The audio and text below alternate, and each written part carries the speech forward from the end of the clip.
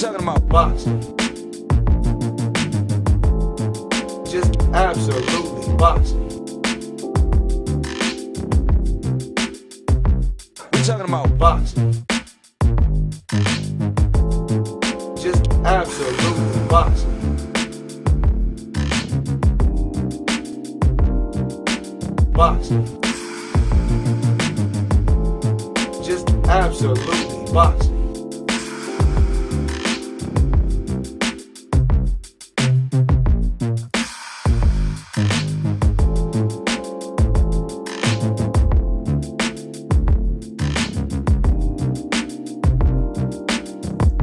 All right, y'all, what's going on? Welcome back to the Just Absolutely Boxing Podcast. My name is Combo Breaker 99. It's your boy Boxing P. And P, we in for the 60th round, bro. This is episode 60 right here, man. We 60 deep, man. How you feeling, man? I'm feeling good, man. We still fighting. We still in there. We still fighting. We untouched. No knockdowns yet. Yeah, not yet. But we got a good episode here we want to do for y'all. This was gonna be like a 4th of July special. You know, we still call it that because what we're gonna do is just kind of dive into some real boxing history. It's actually real American history. Let's put it that way. Yeah. You know, this is a piece of history. Yeah, you know, it's a piece of history, American history. I feel like it's a lot of history that not a lot of people really want to recognize. Mm-hmm. You know, even boxing fans, I don't feel like they talk about it enough because I just feel like it was a time when the country's still the same way, but this is that dark history that the country don't want to get on, you know, a lot of the times, you know, even boxing fans. But just want to talk about in the year 1910 on the 4th of July, you know, Jack Johnson, he faced off with Jim Jeffries, one of the biggest heavyweight fights in the world. You know, even today, like I said, it still holds a lot of. Yeah, and in the history of the sport, that got to be the most important match of all time. Of all time. That's why they called it the fight of the century. Yeah. You know, because but even in this century. Even in this century, because even in this century, it's a timeless fight. No other fight had the type of history and reaction and, you know, meant more for our people or black man than this fight right here. Exactly, man. Like this fight, I feel like it just, like even when I was talking to you about the other day, I just felt like it really opened a lot of doors, you know, not just for back then, but, you know, even what we see today in boxing. Because, you know, like Jack Johnson, you know, not only did he like bring like a new style to the fighting game, you know, not just brawling like a lot of bare knuckle fighters used to do that they brought into the glove game. They were actually, you know, going head to head, but he was actually bringing in more of a defensive style. You know, more of a feint, a little bit of a pre-rope-a-dope, you know, pre-Ali. And, you know, he also kind of brought in entertainment in and out of the ring. Right. And like I said before, Ali, you know, he was the guy that kind of demanded that spotlight. Right. You know, he was the guy that had to have that presence, you know, in the ring. And, you know, I feel like he spoke with the words and he used his hands too. Right. You know. He definitely was... I'm not even gonna say before his time. He was just a black man in America, and it's certain things is just in our lineage and in our blood to do. I mean, you're talking about a man in the height of the Jim Crow laws who was dating white women wearing fur coats. Yeah. Mouth full of gold teeth. Full of gold, yeah. You know, before Floyd. Yeah, before any rapper, you know, anybody. Guy, you know, I mean, we talking about in the early 1900s. This guy was doing all this, but I'm just saying, in the time where, you know, people were blatantly getting killed, this man was dating white women, you know, on Front Street, not hiding it, you know, and dating them in a bunch. You know what I mean? It wasn't one. He would be known to walk around with 2 or 3 of them at a time or whatever, but just for a black man in that time to have that type of courage and that heart and that bravado to do some of the things that this man did, and for him to survive that, you know what I mean? Yeah, because there's a lot of guys, you know. I mean, they had guns back then. They couldn't beat him, but they easily could have blew his head off. Exactly. You know what I'm saying? So for him to, you know, be able to, you know, live through that is absolutely amazing. So I mean, the guy is just something to marvel at even today.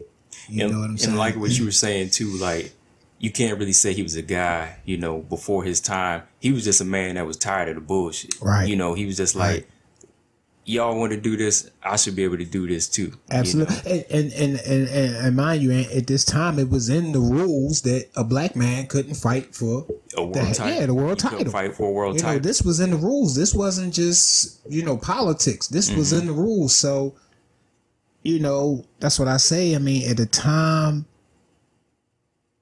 when all this was going on, a black man still rose to the top, and that's just something that we have to look at and pay respect to, and take it for motivation, inspiration, man. I mean, he was doing this stuff in the just like I say, fur coats, fashion, custom design suits, cars, you know. And like I say, sports cars, know. And everybody remember the story where, you know, he liked to drive fast and he got pulled over.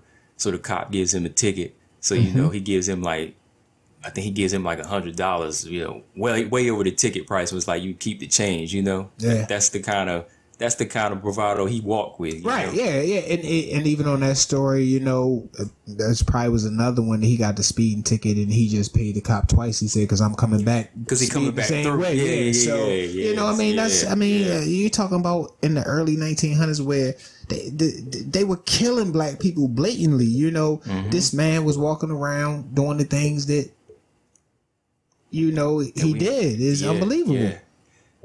And like you said, not being able to fight for a world title, you know, that right there, for a man like him, he just wasn't gonna stand for. Right. So like in 1903, he was able to fight for what they called the world color heavyweight champion.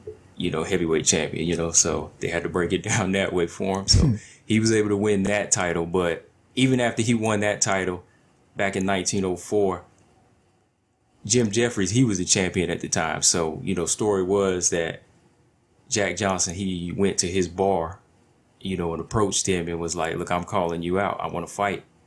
But Jim Jeffries' answer at the time was, you ain't going to bring in no numbers. You know, you ain't a name. There's no need for me to fight you because, you know, ain't nobody going to want to see that fight. That was his answer. And just kind of looking back on that, that's kind of like your predate for what we call ducking. You know what I mean? You know, every time you hear somebody say, oh, this guy ain't going to bring this and that to the table, that's their words for ducking. You know, he was clearly ducking it. They've been doing that since the early 1900s, man. Yeah. And okay, you might not say he was clearly ducking because maybe he was scared of him, but I think he was scared of him, but it was just the fact that they didn't want there to be a black heavyweight champion, you know? Absolutely. And that's how strong the racism was. Whenever you didn't even want to take a black man to the ring and say I could beat him down in front of a white audience, but you don't even want to give him the opportunity to get in the ring to say he fought for a world title. Absolutely. You know? And you talking about during the time where the heavyweight champ was literally the baddest man on the planet. You were the best fighter in the world. So, you know, that's a big platform to give a brother. You know what I'm saying? You know, but they couldn't keep us. They couldn't stop us from coming. They couldn't keep us back. You know, we was coming, and like I think it was Richard Pryor said. He said, as long as it's poverty in America, it's gonna be some black champions, something like that. You know, because that's one thing we know how to do is fight. You know what I'm saying? But you gotta fight. Huh? But like I say, you know, it was just amazing the stuff that he did, and you know, character that he was able to portray back in those times and get away with it, man. It's amazing. Oh yeah, man. And like looking at how long a frame it took for him to actually get a shot at the heavyweight title. It took him almost 4 or 5 years before he actually got that world title. Right. And he had to go to Sydney, Australia to beat Tommy Burns. He was able to stop him to actually become the world heavyweight champion. And of course, when he came back, did he get any accolades for that? Was he rewarded for that? Not. When he came back and brought the title back, he was seen as the villain, man. Yeah, you know, that's crazy. And like I say, that kind of relates to today in some situations. You know, you might have a black champion that you're not really a fan of, so you kind of just want him to be the villain, you know? Right. You find something to make him to be a villain, you know? Right. Like, if you look at Jack Johnson, he just wanted to fight. He just wanted to win the belt. Mm-hmm. He wins it. He comes back. He's seen it as the villain.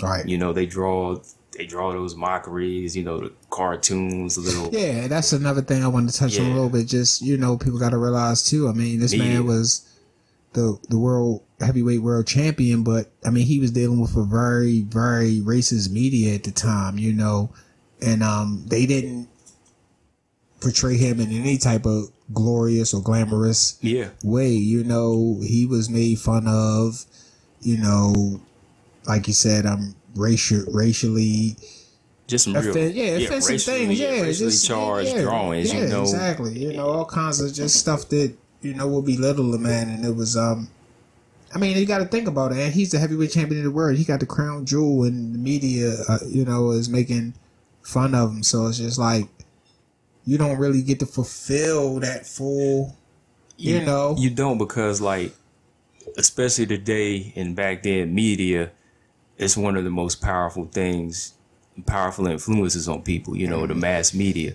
So the way they portray the biggest reward in the sport of boxing, the heavyweight champion, that's how people are going to look at it, you know. Right. Like, whenever it was Jim Jeffries, he was seen as the most superior athlete in the world, because that's how they drew him. Mm-hmm. And that's how they spoke on him. You know, the author Jack London, he wrote this book they used to want us to read at school and called Call of the Wild. He was a racist as hell. Mm-hmm. You know, he was one of the biggest parts of his propaganda and building him up as this superior fighter, and, you know, how the championship should only be of the white race. So him having an alliance in that, it was just kind of like, this is what we always going to be used to. So whenever somebody like Jack Johnson comes along, they portray him in this picture, you know, and draw him like a monkey, draw him in these comical pictures. So that's how so many years of ancestry, you know, goes down. That's how they kind of portray their champions. Anytime it's a black champion, it's the villain, you know? Right.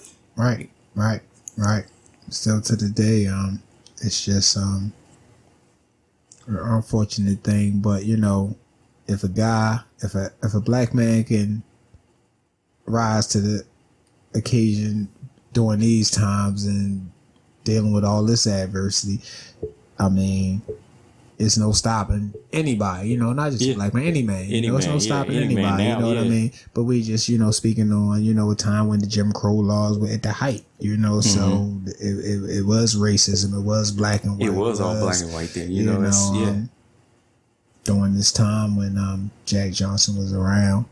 So so when Jack, he like I said, when Jack first won the title, is another thing that a lot of fighters can, you know, take a look at. He defended the title 4 times in 1 year. Mm-hmm. You know, he was staying active, but he still wanted that one fight. And the media, along with Jim Jeffries, they finally got him to come out of, you know, his retirement. He was retired for like maybe 5 or 6 years. So they finally got him to come out, because he said the main reason he wanted to do this was to show superiorness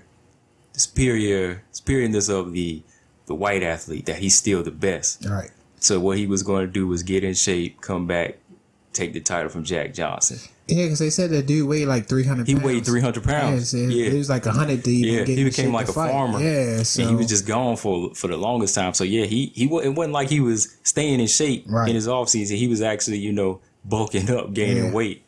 So, you know, in that time period, like, they finally came up with negotiations like 1909, and that's whenever he decided to come out of retirement to fight him. But I think the negotiations was 75% to the winner and 25% to the loser. But Jack, he wanted to be 50-50.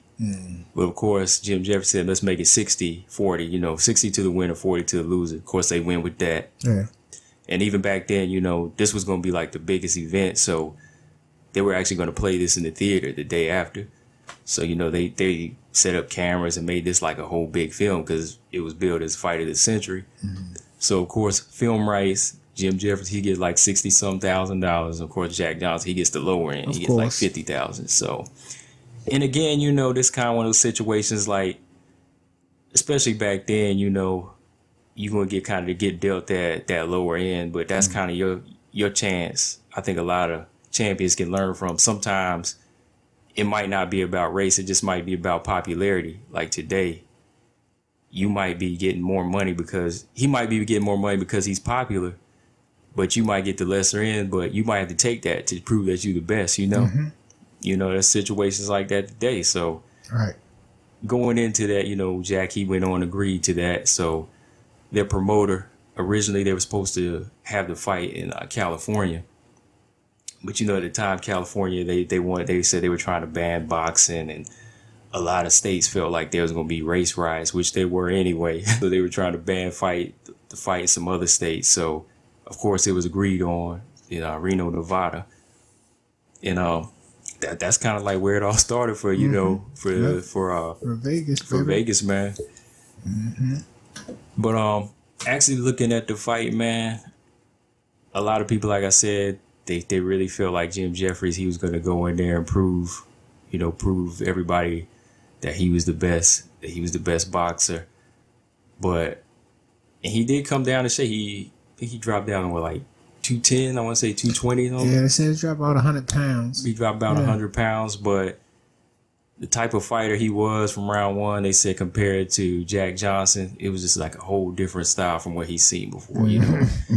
He came straight in, like they said, bull, trying to go straight at Jack. You know, Jack was more cautious. Right. You know, working his jab, finding his range. Anytime he would go in there, he would work him in the clinches.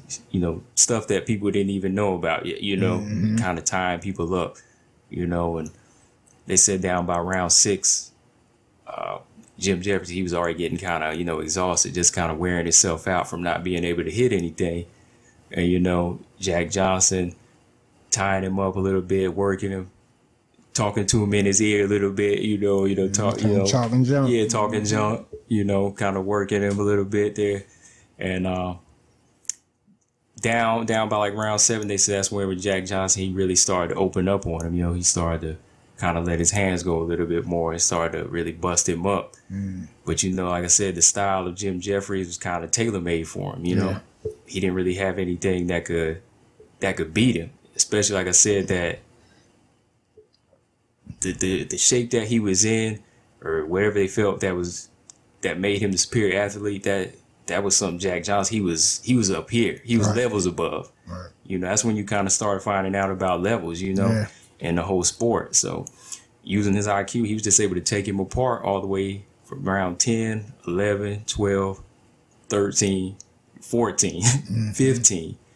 15 rounds of a 45-round fight down to that. 45 rounder. And going 15, that's enough to say, but they still had 30 more rounds to go. How did they, it's just like, you even got to marvel at something like that, Ant. Yeah. How was that possible? 45 rounds? 45 rounds. 45 round fight. And they went at least 15 of the rounds before finally, you know, Jack Johnson hit him with a combination and dropped him. He couldn't even get up, man. Yeah, that was the first time he had been dropped, too. First time he'd been dropped in his career. So it was just... And dealt his first loss. Yeah, it was just a total victory for our people, man. And it's something that, like, you don't really hear too much about in history. People didn't realize all this stuff was going on with this fight. They said, you know, round 15... when, you know, Jack Johnson dropped him, it was dead silence. You know, it was no cheers, no woos, just silence. Like the world couldn't believe it. It was in shock, you know, and then, you know, the aftermath. The aftermath. Yeah. The aftermath, that's something that was like a lot of things people don't hear about. You know, it's just like race riots broke out anyway. They said the venue had 30,000 people. You know, it was black and white, but, you know, they said it was just like chaos. They said that they were going to ban alcohol. Shit, you didn't even need alcohol. You know, the people were going crazy anyway. Even people who weren't at the fight. You know, there were riots everywhere because there was reports of some young black men that were cheering for Jack Johnson. They were killed. You know, dudes on trains that were cheering for him, they were killed. The from what I read, it was 26 reported deaths from beatings, gunshots, and lynchings. 26 black people died because a black man won a fight. I mean, where they do that at, Ant? Where they do that at, man? You know what I'm saying? Yeah. So, I mean, that's just part of history, just knowing that, I mean, think, this was a great accomplishment for, you know, a black man in America, but at what cost? At what cost, Ant? 26 people lost their lives because Jack Johnson, you know, defeated Jim Jeffries, and it just really lets you see how much history and how deep this fight is, and it happened on the 4th of July. Yep. You know, a day when we were still slaves. I mean, exactly. You know, it's just we had to cover this fight because it's a lot of history and a lot of stuff that's still going on today. Yeah, and you know, like we say, this 1910 4th of July, it was like a war for our independence. You know what I mean? Right. You know, it was something that actually provoked a war here. You know what I mean? Like, as many people say, okay, you fighting Britain, you fighting all these other countries, you fighting the Native Americans, whatever. But, you know, there's a war right here going on, you know, in your own country, you know. So it's like, and it's still the unspoken war that a lot of people don't ever talk about, you know, because it's never really like a full out war the same way. But to me, yeah, this fight was just like one of those fights you had to mention because there was so much riding on it in the ring and out of the ring, you know. Which sometimes when you think about it, for a whole race to just push one man and try to live through him is kind of foolish, just to kind of say he's the best, you know. Yeah, it's and foolish. He makes us the best, you know. It's foolish, man. You know. So, but yeah, going back and looking at it, like I said, man, it definitely raises one of the top 10 heavyweight fights, top 5 heavyweight fights of all time. Yeah, you know? and definitely as far as fights is concerned, but as far as like meaningful impact, it's number one on that list. Yeah. It's no other fight that comes close that was more meaningful. Yeah. It's no other fight. Yeah. You know, it's definitely not for I mean, in general, and I'm not even just going to say for you know, African Americans, but for in general. For anybody that can take the good out of it and know why he did what he did, you know, and just call what's wrong, you know. When you can just call out what's wrong, you'll see the good in what he did, you know. Absolutely. And I feel like on a hardcore boxing fan, you really do have to cherish this fight because, like I said, Jack Johnson, he brought something new. He was bringing something new in the ring, you know. Like I said, pre-rope-a-dope, you know, talking shit.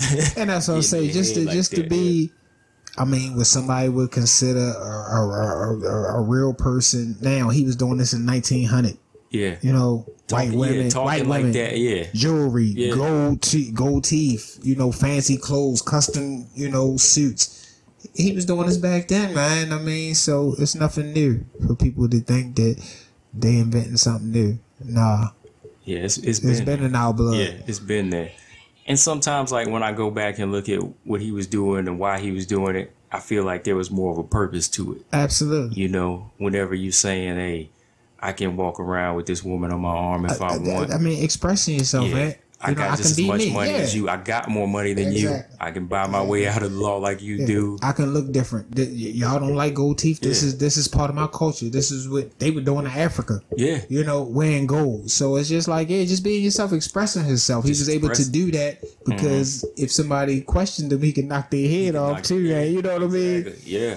But and yeah, he was just the type of person, like I said, he expressing himself, but he ain't bullying nobody. Like if he had that power, he could be pushing people around. Things like like I said, he was an entertainer. You know, he used to dance. He would go to like jazz halls. You know, if you looked up the videos up there, like Duke Ellington, you know, composing this. Absolutely. You know, he was just a guy that was trying to have fun. But when he was in the ring, it was business. You know, it was business.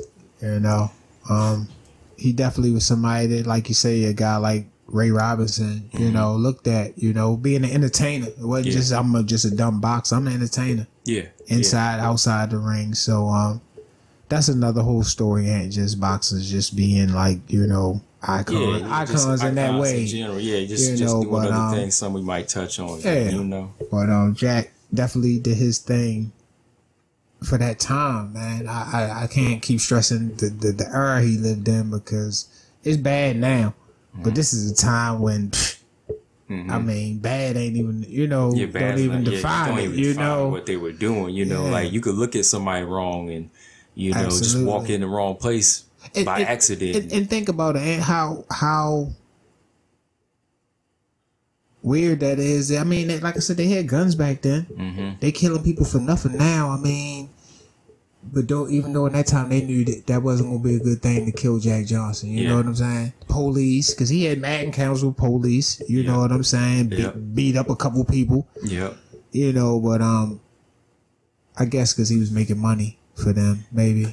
Money, is that what it was? Money is power, man. Yeah. Money, I think they figured that out to a certain extent. It's like we could do all this and do this, but they're like, man, there's so much invested in it, you know? Yeah.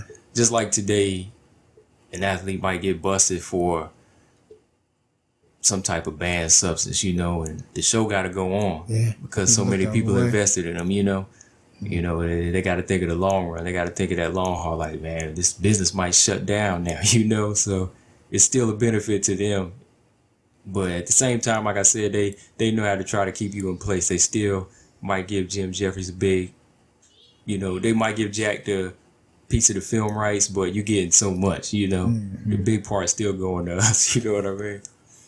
But I mean, yeah, man, when you go back and look at it, this fight all around, just to build up to it, the negotiations, it's still around today, you know what I mean?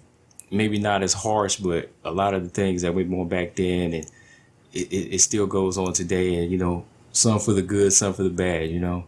All right. Like a lot of the technical things Jack was doing in the ring, those are some things, you know, I felt were good for the sport. But was there anything else you want to say on this one? No, that's pretty much it, man. We just wanted to really, you know, elaborate on, you know, a lot of the kind of the backstory with this fight. And you know, the 4th of July was yesterday. This fight took place on the 4th of July, and, you know, people were reflecting on a lot of historical things, I guess, during that time. But this is part of history. You know, this happened, and we just wanted to bring some of the backstory to light, Ant, because this makes the fight more than a fight now. Yeah. You know, once you know the backstory, and, you know, 26 people died because a man won a fight. I mean, it's very interesting stuff. Yeah. Anytime, like, you can see, like, whenever a fight, just like everybody's, you know, trying to ride on your side, say you got to win this fight, you know, that's just for, like, your people. Whenever it's put that way, it just makes it so much bigger, you know, with so much people, not just money, but like a whole race is actually fighting about it, you know. That just makes it big, you know. That just made it a big fight, man. But yeah, man, I mean, if y'all want to look up some of the footage of the fight, you know, they got it on YouTube. There was a documentary I saw, the 3-hour documentary a few years ago called Unforgivable Blackness. It was the rise and fall of Jack Johnson, who was in it, Samuel Jackson, Keith David. They were like doing the narration of it. It's a good documentary. So you think you actually look up on YouTube and buy it or something like that, just to watch it. But yeah, man, I think that's all I got on it, man. Yeah, definitely a classic. Anything we'll say close, B? No, just, you know, episode will be next week, July the 12th, right, Ant? Yeah. So we just looking forward to that slow milestone for us. We still in the game a year later, and just keep supporting. And like I say, man, this just came from me and Ant talking. Hey, man, let's do something, man.